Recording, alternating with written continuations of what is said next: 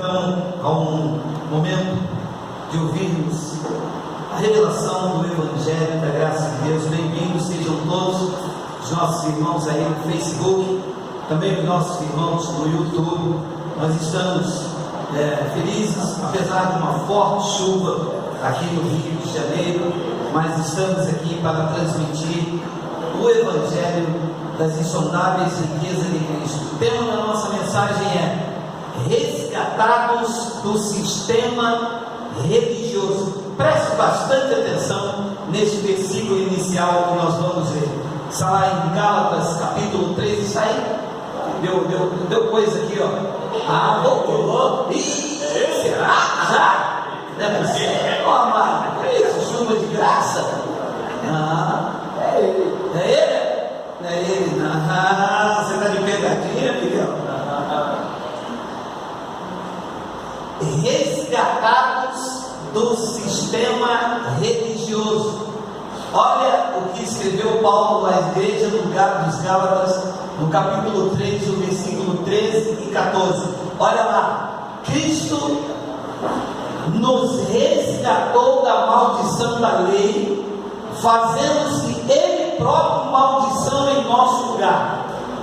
Porque está escrito: maldito todo aquele que for pendurado em madeiro. 14.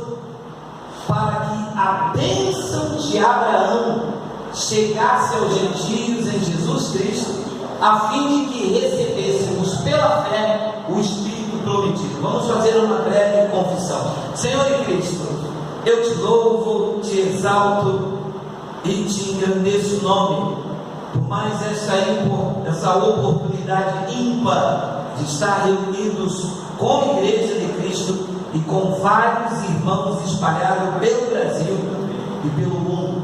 Esta palavra chega agora em vários lugares aonde alguém escolhido e chamado para viver a graça de Deus vai se alimentar por meio do teu Evangelho.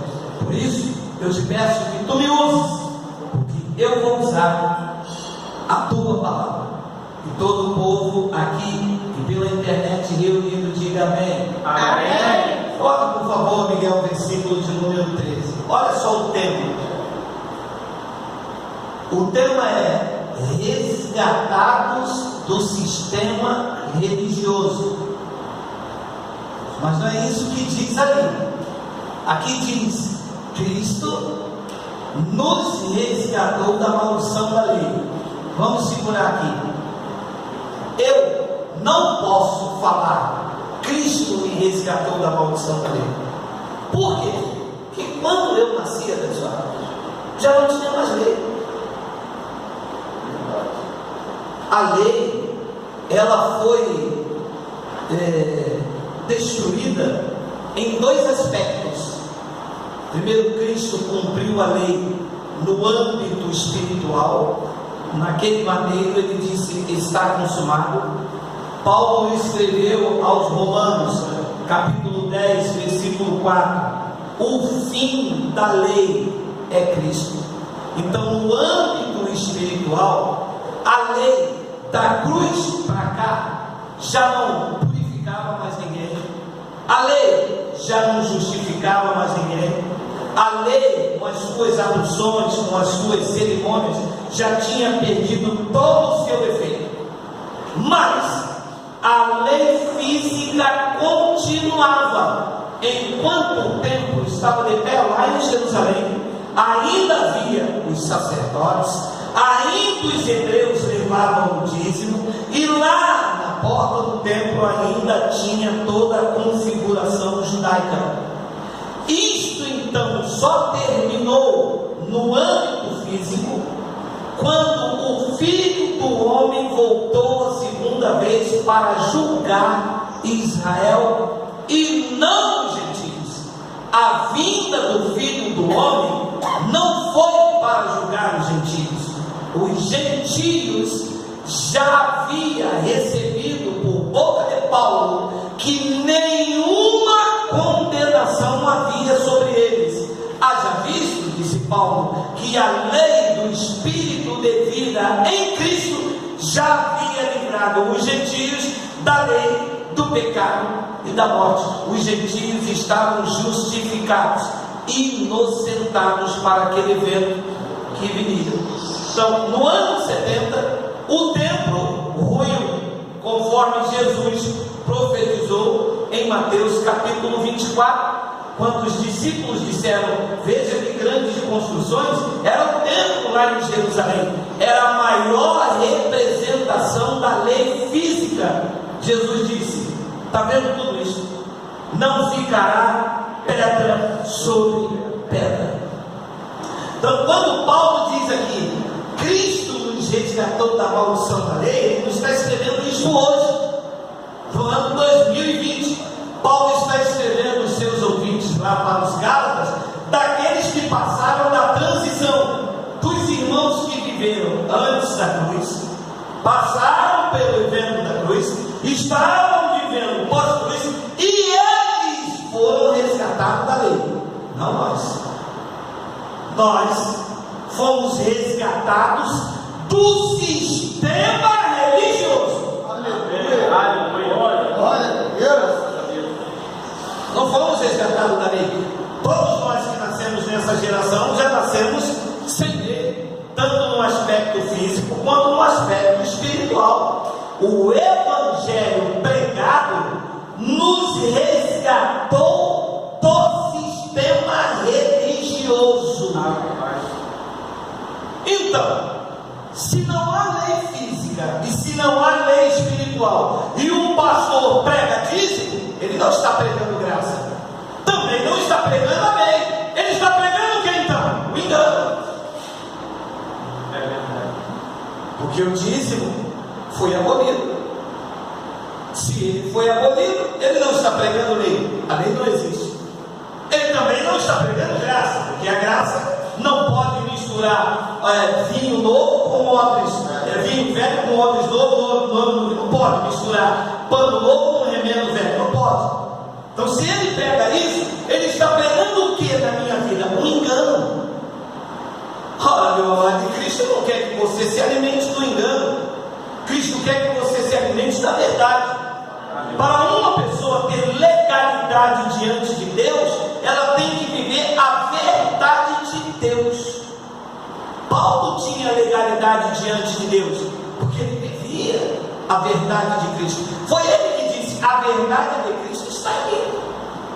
Se viver o engano religioso, não tem legalidade diante de Deus. Haja visto que o que se chama de igreja aí fora nunca nos acrescentaram nada. Pensávamos que nós estávamos vivendo a verdade de Deus. Pedro não viveu. Nós mostramos semana passada que Paulo confrontou Pedro. Paulo disse: olha, você não vive a verdade do Evangelho. Mas se não vive a verdade do Evangelho, está vivendo o quê? Uma dissimulação, um engano religioso, sustentando algo que não tem capaz de provar por A mais B que aquela é a verdade de Deus. É assim que eu vivi. Não, tem que buscar Deus sim. Tá bom, mostra. Não, Deus me revelou um sonho. Vamos parar. Eu não quero revelação dos sonhos, eu quero revelação da palavra. Eu não sou guiado por aquilo que você sonha. Você não é guiado pelos meus sonhos. Nós somos guiados pelo Evangelho, pela palavra. Se está aqui, com olhos da graça de Deus, nós vamos aceitando. Eu não quero mais viver um engano religioso.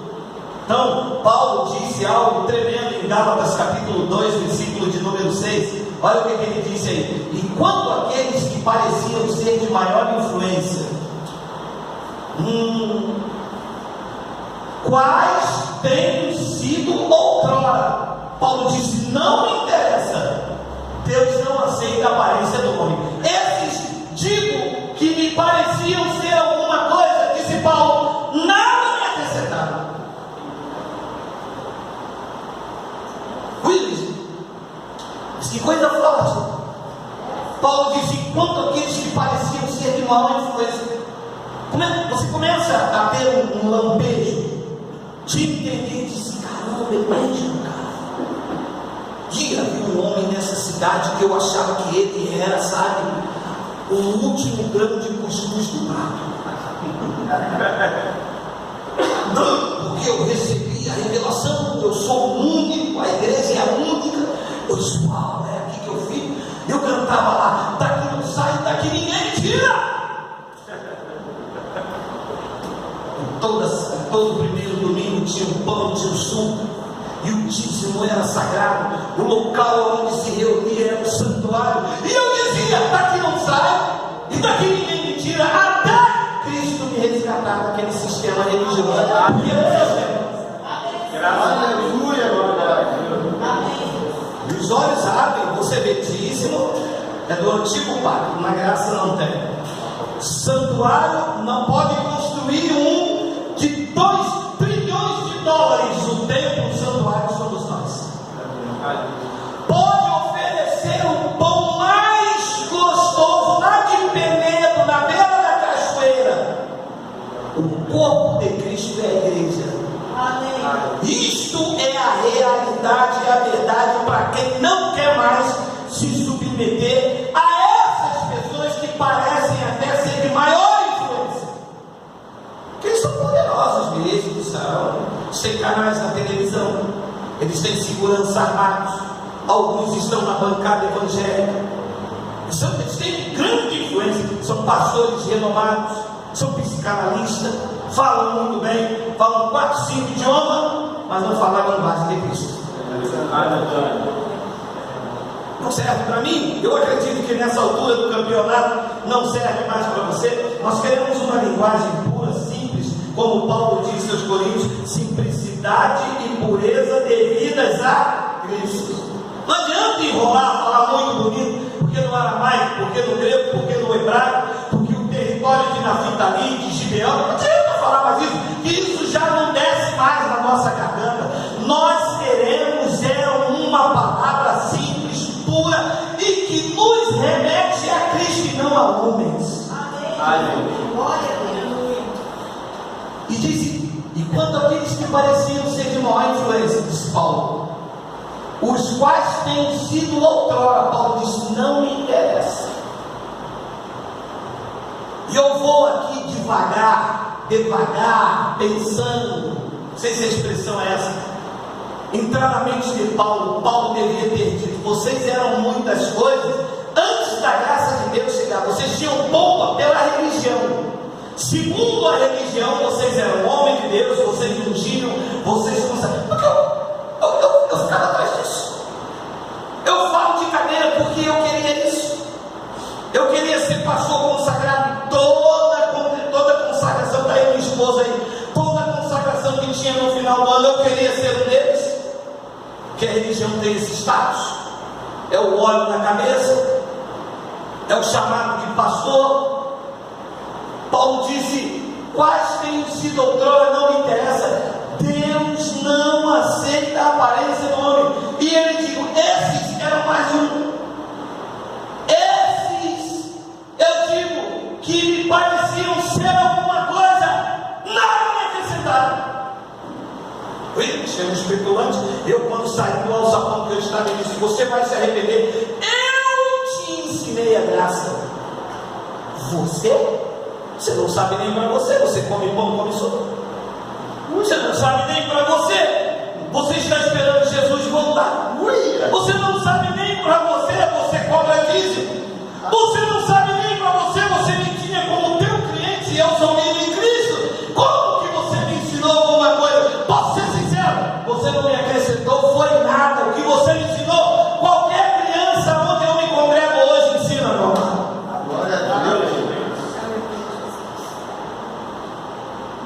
Paulo, o que eles pregavam, esses aqui, o que eles pregavam, era exatamente isso que Paulo estava abrindo mão.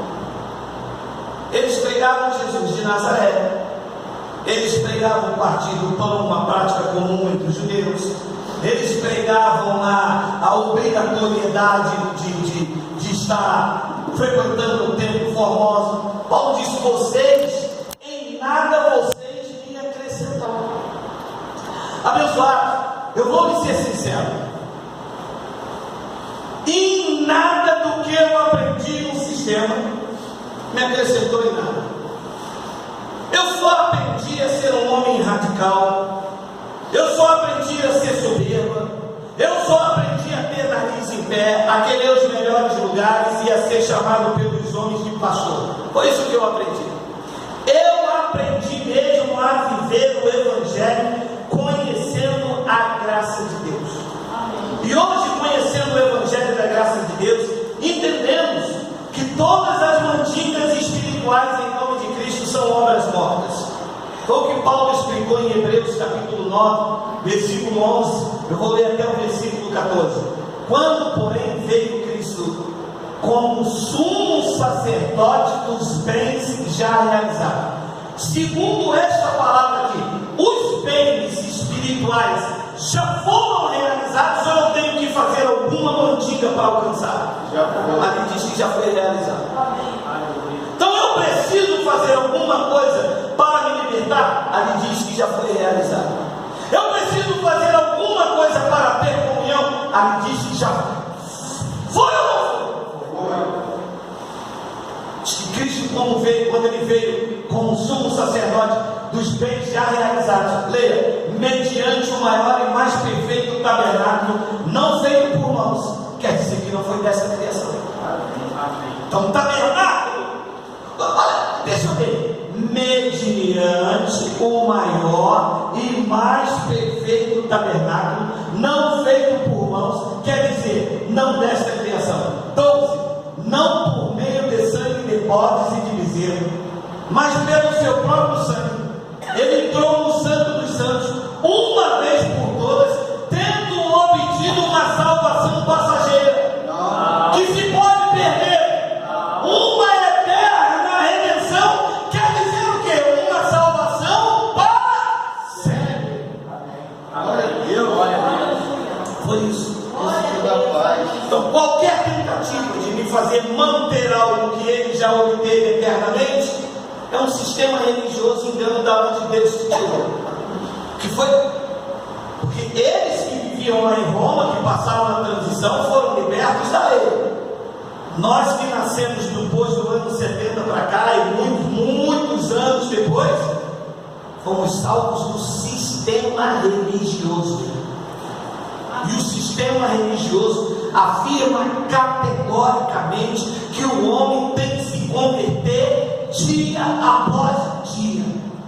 Quem tem que se converter, mudar de atitude, mudar de pensamento, não é você para ser salvo, porque salvo você já nasceu.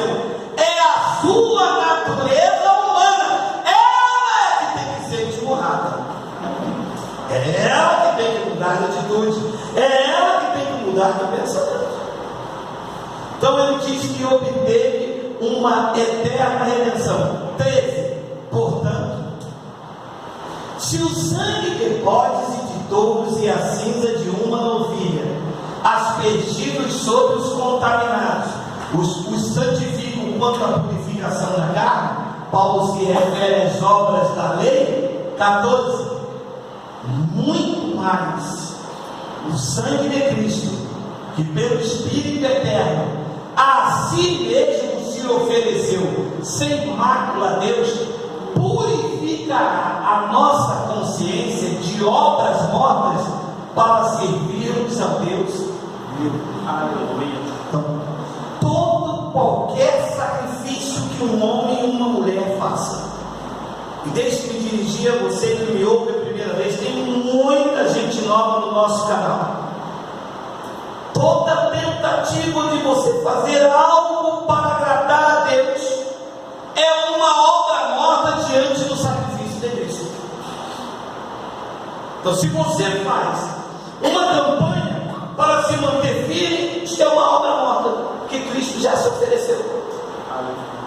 Se você tenta fazer um jejum para Deus morar em você, isso é uma obra morta, Deus já mora em você. Muito mais o sangue de Cristo, que pelo Espírito eterno a si mesmo se ofereceu sem mácula a Deus, purificará a nossa consciência de obras mortas para servirmos ao Deus vivo. Amado, não é um jogo de palavras, mas olha lá, só pode servir a Deus corretamente, ao Deus vivo, quem tem uma mente purificada de obras mortas. Enquanto a pessoa fica assim, eu vou perder a salvação, eu não dei o dízimo, não fiz o jejum, eu tenho que me batizar, Quem não se batizar vai ser condenado. Tudo isso é uma obra morta que não deixa a consciência pura. Você já passou por isso? Mas não passa mais hoje. Hoje o peso saiu. Hoje você já não tem mais medo da oração do pastor. Hoje você já não tem mais medo de Deus soltar a mão sobre você. Por quê? Porque uma vez liberto no sistema religioso, você entendeu que a mão de Deus não é para cair em cima de você, é para te sustentar e não te deixar cair.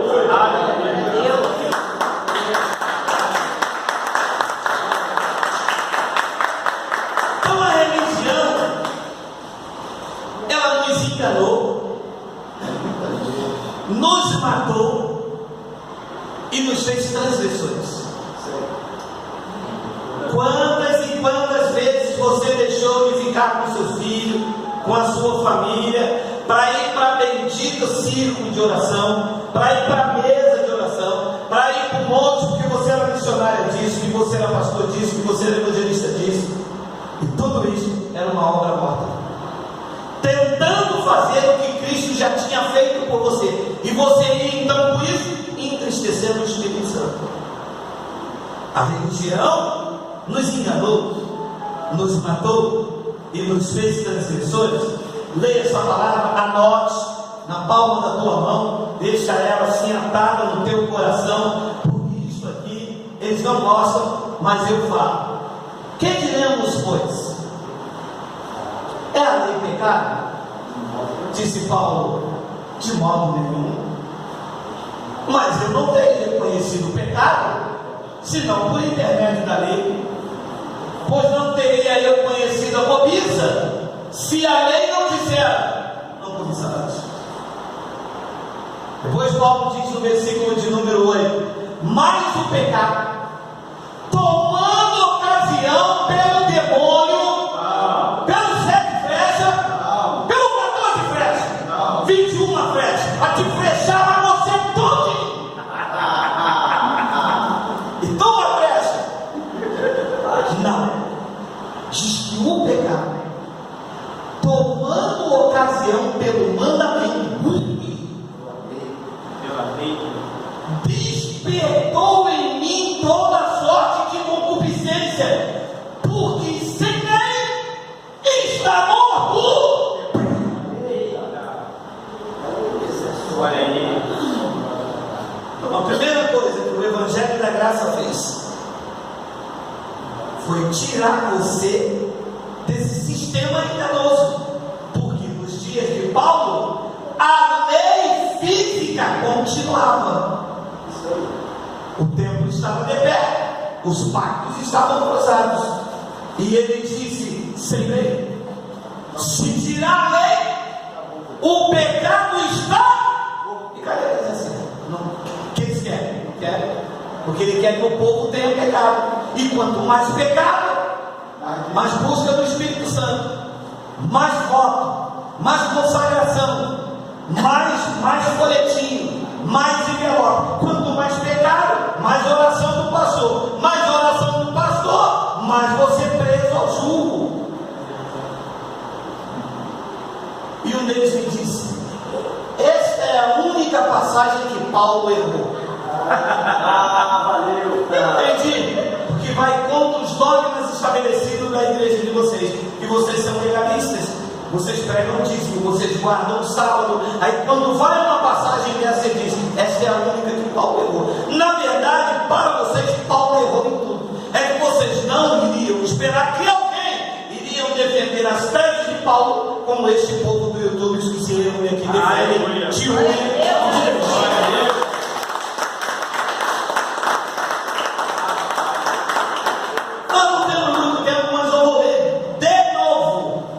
Mas o pecado, tomando ocasião pelo mandamento, despertou em mim toda sorte de concupiscência, porque sem lei está morto o pecado. Então, aqui não tem lei, de maneira nenhuma. Nós somos o povo sem lei. Quem aqui é sem lei, diga oi! Oi! Quando alguém perguntar, você diz: meu irmão, nós somos os fora da lei. Esse é o grupo aí fora da lei, os fora da lei.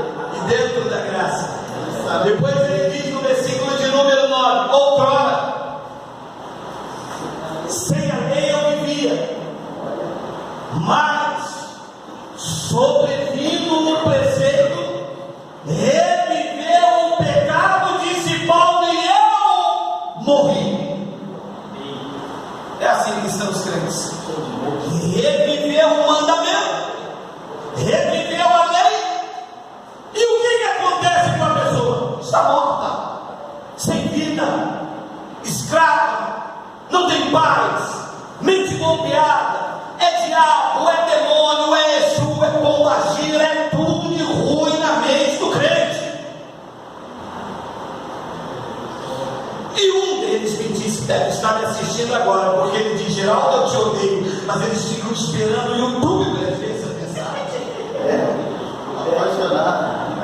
Ele me disse para mim: o senhor tirou o diabo da igreja. Eu disse: você acredita no diabo? Ele: claro que eu acredito, ele é inimigo de Deus. Então eu tenho mais poder do que ele para tirar ele da onde eu vivo. Se ele existe, manda ele vir até aqui, só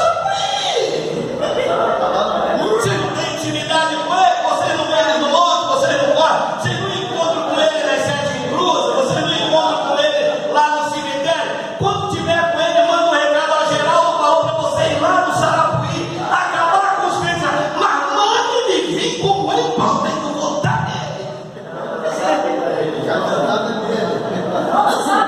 Nada, manda um zap para ele. Eu repito, eu sou se Paulo outrora sem a lei eu vivia, mas sobrevive o preceito, revivi o pecado e eu morri. Tenho 10, e o mandamento que me fora para a vida, eu verifiquei que este mesmo se me tornou para a morte.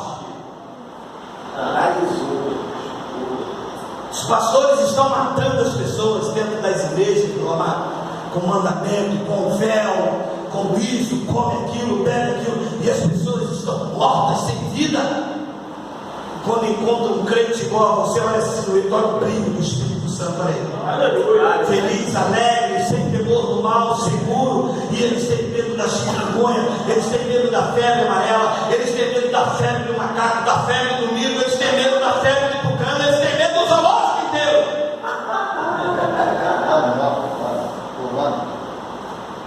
E o mandamento que me fora para a vida, verifiquei que esse mesmo se me tornou para a morte, porque o pecado, prevalecendo-se do mandamento da lei, pelo mesmo mandamento, me enganou, que me Paulo mortinho. Foi, Paulo morto, acabaram comigo. Miserável homem que eu sou. E você entra no local para reunir um monte de mortos. Tem nome de que vive, mas estão mortos, sem vida. E não adianta, porque uma pessoa assim, a lei não sai de dentro dela, de maneira nenhuma. Ela anda no território da graça, mas uma hora a lei se manifesta e ela volta a ter morte de novo. Língua de peçonha, olhos altivos, soberba, tudo isso que a lei gera. Gálatas capítulo 2, versículo 16, 18. Estou correndo por causa da hora, meu Deus, quando a chuva no Rio de Janeiro. Olha lá. Sabendo com tudo isso, sabendo com tudo, que o homem não é justificado por obras da lei. O homem não é justificado por jejum. O homem não é justificado por Páscoa, que eles chamam de ceia. O homem não é justificado. Não é. Se quiser ter legalidade diante de Deus, tem que viver nesse poder, sabendo contudo que o homem não é justificado por obras da lei, e sim mediante a fé em Cristo Jesus. Também temos crido em Cristo Jesus para que fôssemos justificados pelo sacrifício, pela obra, pelo pagar o preço, pelo menos. Também temos crido em Cristo Jesus para que fôssemos justificados pela fé em Cristo, e não por obras da lei.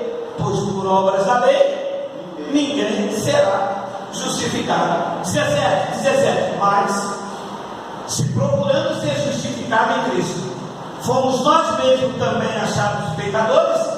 Se é o caso de ser Cristo ministro do pecado? É certo que não. Ora, diz que eu quero ser justificado em Cristo, mas eu me acho em pecado. Ora, então Cristo ministra do pecado? Se o Espírito de Deus, de Cristo, ministra em mim, aqui não pode ter pecado, mas eu me acho em pecado. Então não é Cristo que ministra. Então se alguém diz, Cristo ministra na minha vida, eu sou um pecador, então Cristo não ministra em você, porque Cristo não pode ser ministro do pecado. Então para você falar que Cristo ministra na sua vida, você tem que entender que você está fora da lei, que você é um fora da lei, que você anda dentro da graça, que na sua vida Ele aniquilou o pecado pelo único sacrifício dele, e que você está justificado em Cristo, e aí sim você pode dizer, Cristo ministra na minha vida. Glória a Deus. Aleluia. Então quando eu sair daqui, eu vou cheirar uma maconha naquela. Você pode cheirar a maconha que você quiser. Se a polícia te